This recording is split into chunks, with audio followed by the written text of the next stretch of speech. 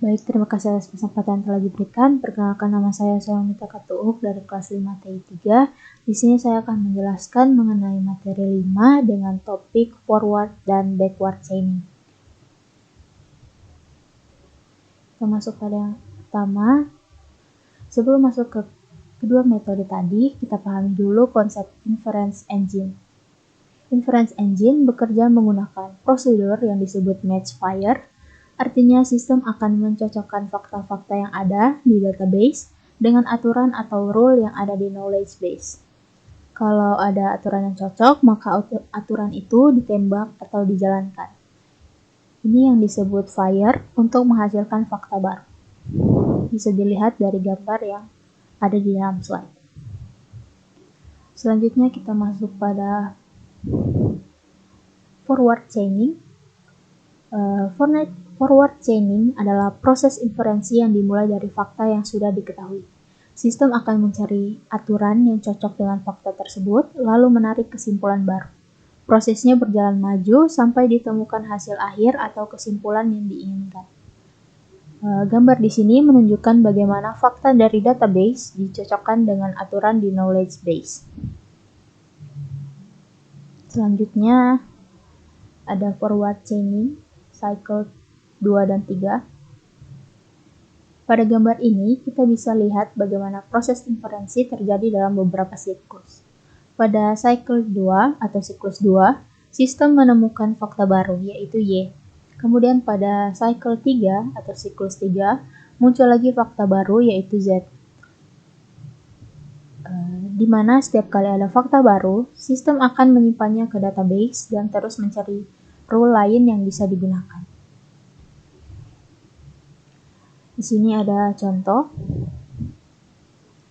kasus forward chaining, di mana rule pertama, kalau pasien sakit tenggorokan dan dicurigai infeksi bakteri, maka pasien punya penyakit strep throat.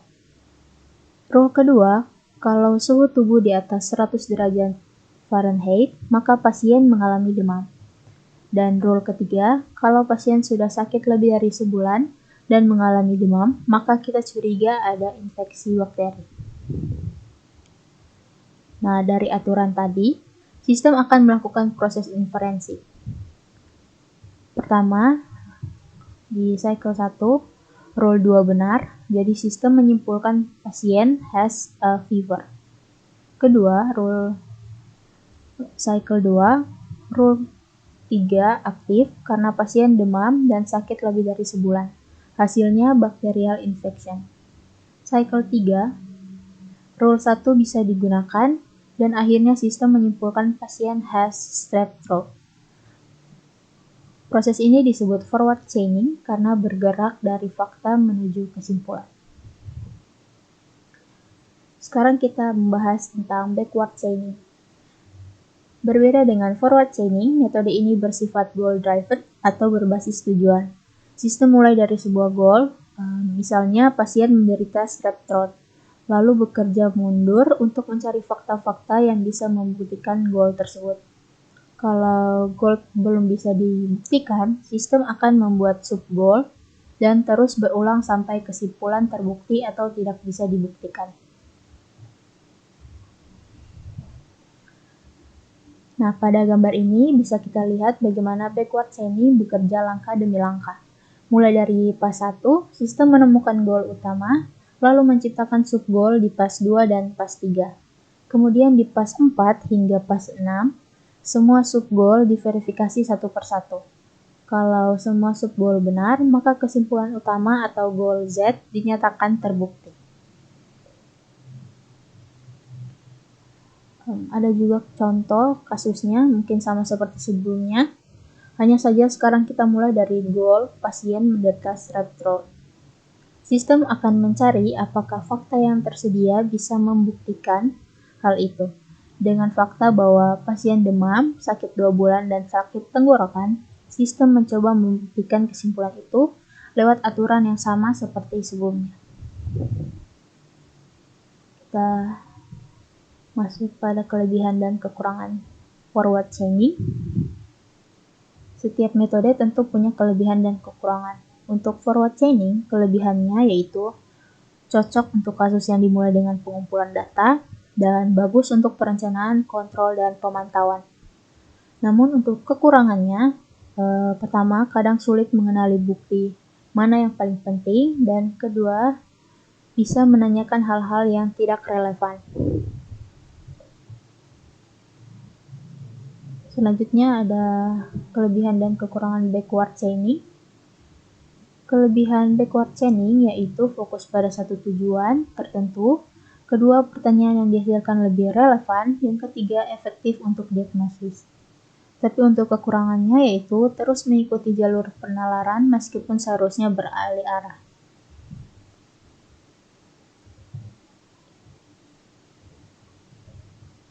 Selanjutnya ada teknik pencarian atau search technique use. Kedua metode inferensi ini menggunakan teknik pencarian untuk menemukan solusi secara efisien.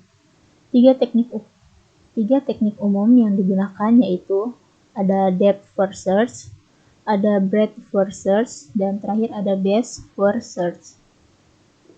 Kita masuk pada depth first search yang pertama, yaitu pencarian mendalam atau menelusuri node dari atas ke bawah secara vertikal sampai menemukan solusi.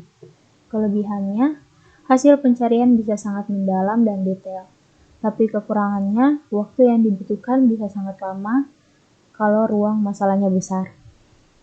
Berikut ini adalah contoh dari depth first search. Selanjutnya kita bahas tentang breadth first search, di mana ini bekerja dengan menelusuri semua node pada satu level sebelum lanjut ke level berikutnya. Keuntungannya, semua kemungkinan di satu tingkat diperiksa secara menyeluruh. Tapi kelemahannya, proses ini bisa jadi lambat kalau solusi berada di level paling bawah.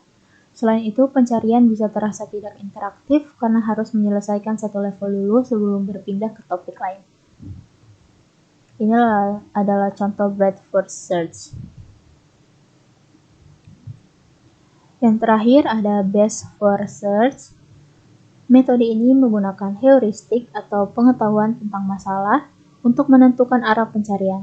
Artinya, sistem lebih cerdas dalam memilih jalur mana yang paling menjanjikan. Kelebihannya, beban komputasi lebih ringan karena hanya menguji solusi yang dianggap terbaik. Metode ini juga menyerupai cara manusia mengambil keputusan dengan fokus pada solusi yang paling mungkin benar. Berikut ini adalah contoh dari best first search.